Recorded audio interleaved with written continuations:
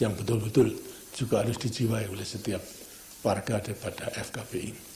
Menyadari sebagai warga negara, Negara Kesatuan Republik Indonesia yang diproklamasikan pada tanggal 17 Agustus 45 yang bersendikan pada Pancasila. Pancasila kita akui sebagai dasar, tapi juga sebagai ideologi sekaligus pandangan hidup daripada setiap warga negara dalam kehidupan bernegara, berbangsa, dan bermasyarakat. Ini supaya betul-betul jangan sampai sedikit pun menjadi luntur atau lantas ya tidak teguh dalam melaksanakan. Terus kami warga negara kesatuan Republik Indonesia yang bersendikan pada Pancasila. Terus ada Pancasila bagi ABRI memang tidak bisa ditawar-tawar lagi. Begitu pula dengan sini, kalau pada segenap putra-putri ingin mewarisi dan mencontoh daripada orang tuanya, dengan sini juga terhadap Pancasila demikian. Tidak akan bisa ditawar-tawar lagi oleh Pancasila sebagai dasar negara, sebagai ideologi bangsa, dan sebagai pandangan hidup kita dalam kehidupan kita bernegara, berbangsa, dan bermasyarakat itu. Maafkan ya.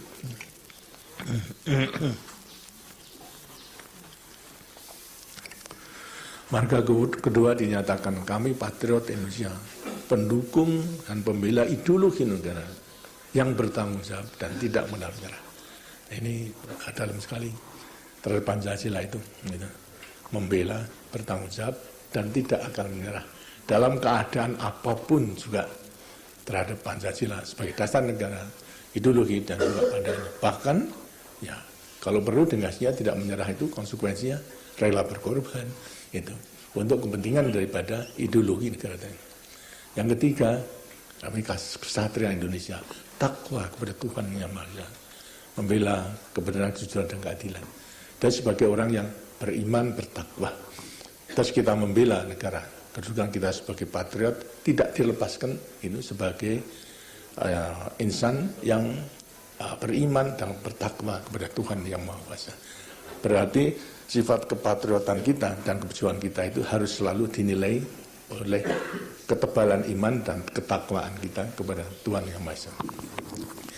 Tiga-tiga inilah yang pertama-tama harus diwarisi oleh segenap anggota FKBPI dalam arti tadi mengatakan mikul dur itu.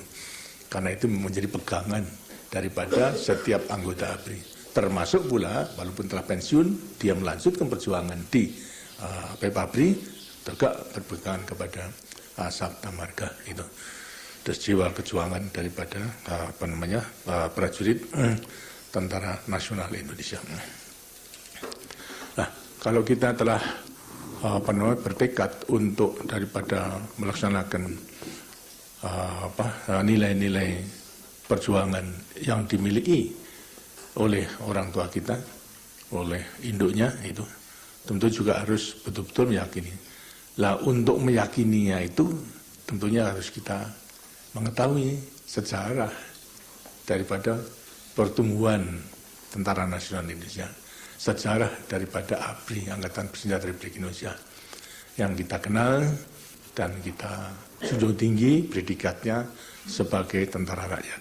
Asalnya dari rakyat, memang juga berjuang untuk kepentingan rakyat. Ini pun juga harus dipegang teguh. Apakah benar dalam sejarahnya itu demikian, sehingga predikat itu akan melekat, yang kemudian akan memperoleh kepercayaan tidak hanya sebagai prajurit profesional, tapi juga sebagai kekuatan sosial politik. Gitu. Kalau kita lihat sejarahnya, itu, terus proklamasi tanggal 17 Agustus 45. Kita pada waktu memproklamirkan itu belum punya tentara, karena memang kita mempersiapkan berjuang. Adanya hanya pejuang-pejuang. Tentaranya tentara daripada penjajah, baik daripada tentara Belanda maupun juga tentara Jepang. Tapi kita bersyukur bahwa kita tidak mewarisi daripada tentara Belanda maupun juga Jepang. Mereka mewarisi atau meninggalkan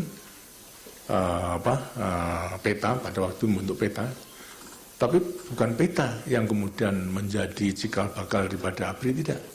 Karena peta pada waktu itu memang disusun, dibentuk oleh Jepang, yang kemudian lantas dibubarkan karena kalah perangnya. Pembentukan memang juga atas usul daripada pemimpin kita untuk mempersiapkan diri dalam rangka mempersiapkan kemerdekaan itu. Tapi alhamdulillah bahwasanya setelah Jepang kalah kemudian dibubarkan peta itu. Terus tidak ada lagi peta. Tapi yang adalah oknum-oknum daripada peta itu. Gitu.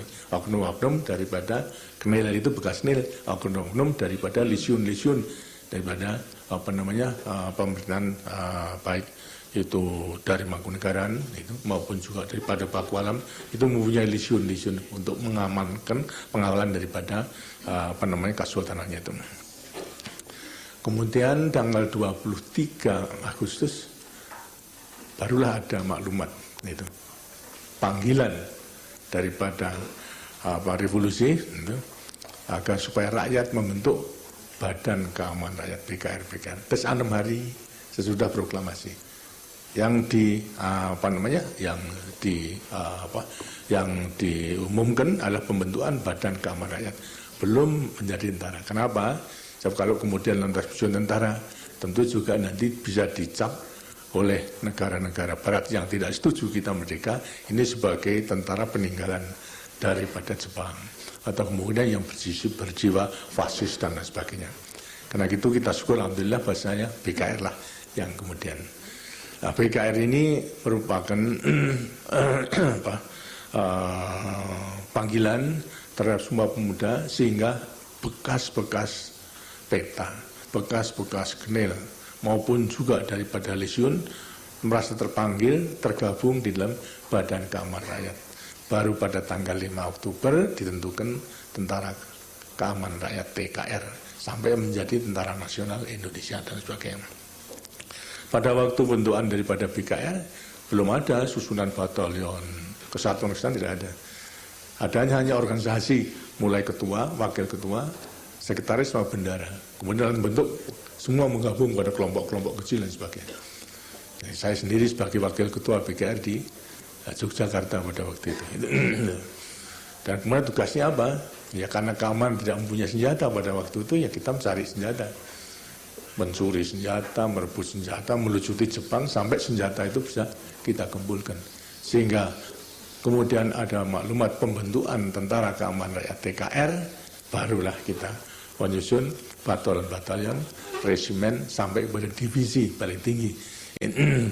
Divisi-divisi yang kita susun, misalnya divisi Siliwangi, divisi Sunan Gunung Jati, divisi Diponegoro, kemudian lantas divisi Peneman Senopati, lantas Ronggolawe dan sebagainya itu. Ini telah terbentuk pada itu. Tentara Keamanan Rakyat kemudian berkembang menjadi Tentara Nasional Indonesia. Dalam sejarah perjuangannya, pertama-tama pada waktu menghadapi sekutu, karena yang datang kemarin setelah Jepang menyerah itu sekutu, tapi di belakangnya bonceng si Belandanya itu yang bonceng. Sekutu mempunyai tugas untuk melucuti Jepang dan membebaskan orang-orang yang diinternir oleh Jepang. Dan pada waktu itu tidak percaya pada kita, bahkan untuk tidak menghalang-halangi tugasnya, mereka memberikan ultimatum supaya menyerah senjatanya. Kita sebagai bangsa yang telah merdeka, dalam keadaan bagaimanapun juga ya tidak akan menyerah begitu saja kehendak daripada sekutu.